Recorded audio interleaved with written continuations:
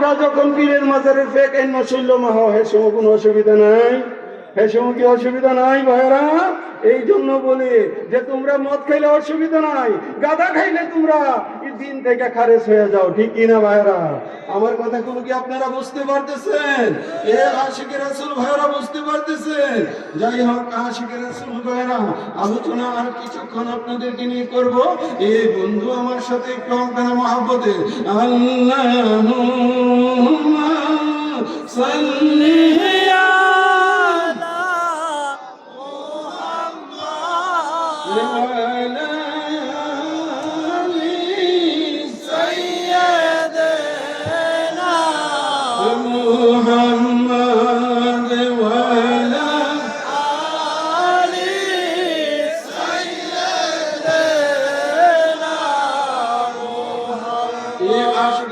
গভীর মনোযোগ আমার কথাগুলো খেয়াল করেন। আমার আল্লাহ পাক জাল্লা শানুহু পবিত্র কুরআনুল কারীমের মধ্যে বলতেছেন, ইন্নামা ওয়ালিয়ুকুমুল্লাহু ওয়া রাসূলুহু ওয়াল্লাযীনা আমানুল্লাযীনা ইউকিমুনাস সালাতা ওয়া ইউতুনাজ যাকাতা ওয়া হুম রাকিউন। চিল্লায়ে বলো সুবহানাল্লাহ।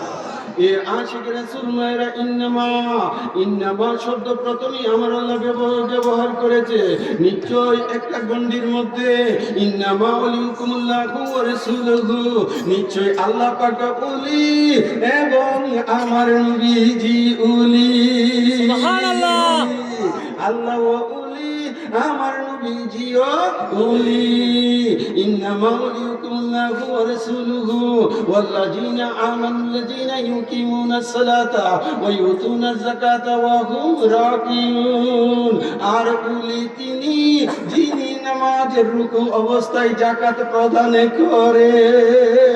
সুবহানাল্লাহ। অবস্থায় জামা নামাজের রুকু অবস্থায় যাকাত প্রদান করে। এই আখিরের রাসূল নূরের নবী নূর মুহাম্মদ মুস্তাফা সাল্লাল্লাহু তাআলা আলাইহি ওয়াসাল্লাম আমার নবী হুজরা মুবারকের মধ্যে বিশ্রাম করতেছে। সমস্ত সাহাবীরা মসজিদে নববীর মধ্যে নফল নামাজ পড়তেছে। কোন নামাজ? নফল। জোরে বলেন, কোন নামাজ? নফল নামাজ পড়তেছে। আমার মওলা আলী মসজিদের মধ্যে ঢুকে গেলেন। এই আসে আমার মওলা আলী তিনিও নফল নামাজের নিয়ত করে নামাজের মধ্যে দাঁড়াইয়া গেলেন। এমন সময় একজন ভিক্ষুক আসলেন। মসজিদে নববীর বারান্দার মধ্যে দাঁড়াইয়া তিনি হাত দিলেন, আল্লাহর ওয়াস্তে আমাকে কিছু দান করো। কি বলছে? আল্লাহর ওয়াস্তে আমাকে কিছু দান করো। একবার বললেন, দুইবার বললেন, কেউ কিছু দিল না। তিনি তিনবার বললেন, আর সাথে বললেন, মাবুদ তুমি সাক্ষী থেকো, তুমি সাক্ষী থেকো, তোমার নবী রাহমাতুল লিল আলামিনের দরজায় আমি এসেছি, কেউ কিছু দিল না। এমন সময় আমার মওলা আলী রুকু অবস্থার মধ্যে ছিলেন।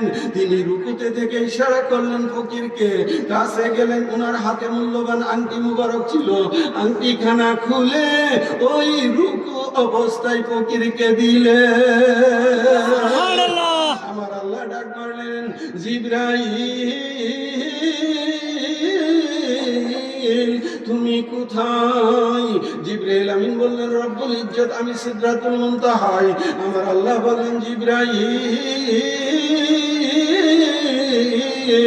জলদি করে যাও আমার হাবিবের কাছে, আয়াতে শরীফা পৌঁছে দাও।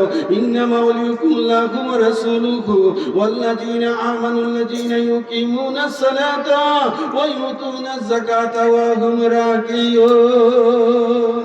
এই আয়াতে শরীফা নাজিল হওয়ার সাথে সাথে আমার নবীজি হুজরা মুবারক থেকে বের হইলেন।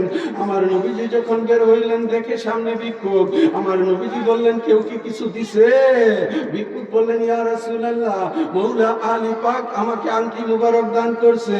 এতেই ভিক্ষুক নবীজি বললেন, ঠিক আছে তুমি চলে যাও। বন্ধু আমার, আমার আল্লাহ উলি, আমার নবী উলি, আর উলি হলেন মওলা আলী। আর কিয়ামত পর্যন্ত মওলা আলীর নস্কে কদমে যারা থাকবে তারা উলি। ঠিক কিনা ভাইরা? এ আশিক রাসূল ভাইরা, আপনারা চিন্তা করে দেখেন, আমার খাজা বাবা আল হাসানি ওয়াল হুসাইনি, তিনি এক দিক থেকে তিনি হযরত মওলা হাসান, অপর দিক থেকে তিনি মওলা হুসাইনের বংশধর। ঠিক কিনা ভাইরা? চিল্লে বলো ঠিক কিনা ভাইরা? আমার মওলা আলীর প্রেম আমাদের অন্তরে থাকার দরকার আছে কি না? ভালোবাসা থাকার দরকার আছে কি না? আমরা যারা গলমদিনা দরবারের মহান মুর্শিদ কেবলাকে ভালোবাসি, আমার মুর্শিদ আমাদেরকে মওলা আলীর প্রেম শিক্ষা দিয়েছে। শুধু আমরা কেন, বাংলাদেশে যতগুলো হকপন্থী দরবার আছে প্রত্যেক দরবারের মধ্যেই মওলা আলীর চর্চা হয়, পাক পঞ্জীয়নের চর্চা হয়। ঠিক কিনা ভাই? প্রত্যেক জায়গায় হয়। এই জন্য আমি লিখেছি, মুশকিল কুশা মওলা আলী যাহার নাইলে তুলনা। ওরে মুশকিল কুশা মওলা যাহার নাইলে তুলনা। ওই নূরে নূরে ঝলমল করে নাজাব তার মালা। নূরে নূরে নূরে ঝলমল করে নাজাব তার মালা। এ আশিক রাসূল ভাইরা, মওলা আলী পাকের প্রেম ভালোবাসা আমাদের অন্তরে থাকতে হবে। বন্ধু,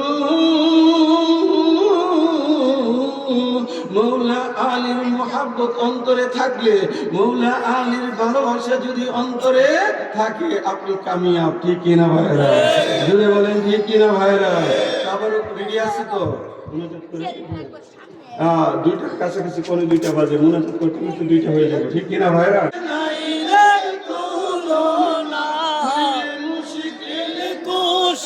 মওলা আলী যাহার নাইরে তুলনা।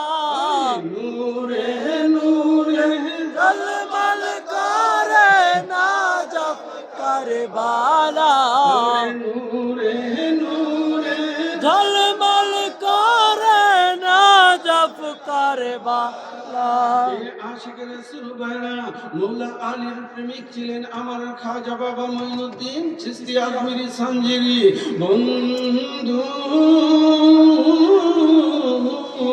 উনার আপন মুর্শিদ হযরত ওসমান হারুনি যেই জায়গা থেকে আমি চলে আসছিলাম সেই কথাটা ফিনিশিং দেয়। বন্ধু, ওসমান হারুনি উনার আপন মুর্শিদ বললেন যে, বাবা তুমি ভারতবর্ষে চলে যাও ইসলাম প্রচার করার জন্য। কিসের জন্য? ইসলাম প্রচার করার জন্য। আমার খাজা বাবার বদৌলতেই আমরা মুসলমান। বন্ধু, ভারতের একটা প্রদেশের নাম হলো রাজস্থান। নাম কি? রাজস্থান। রাজস্থানের মধ্যে ছোট্ট একটা শহর, এটার নাম হলো আজমির শরীফ। আমার খাজা বাবা আজমির নামক স্থানে তিনি আস্তানা শরীফ করলেন। এইদিকে পিতিরাজের শরীরে আগুন ধরে গেল। পিতিরাজ বলল, বা আরব দেশ থেকে একজন ফকির আসছে, উনি তো এখানে নামাজ রোজা করবে, মানুষকে ইসলামের পথে দাওয়াত দিবে। না না, ওনাকে এইগুলো করার জন্য দেওয়া যাবে না, ওনার পানি বন্ধ করে দাও। পানি বন্ধ করলে উজু বন্ধ হয়ে যাবে, উজু বন্ধ হইলে উলি আল্লাহ কেমনে ইবাদত করবে? কিনে এই আশিক রাসূল ভাইরা, পিতিরাজ উনার পানি বন্ধ করে দিলেন। আমার খাজা বাবা উনার প্রধান মুরিদ ছিল হযরতে কুতুবউদ্দিন বখতিয়ার কাকি। নাম কি? কুতুবউদ্দিন বখতিয়ার কাকি। তিনি ডাক মারলেন, কুতুবউদ্দিন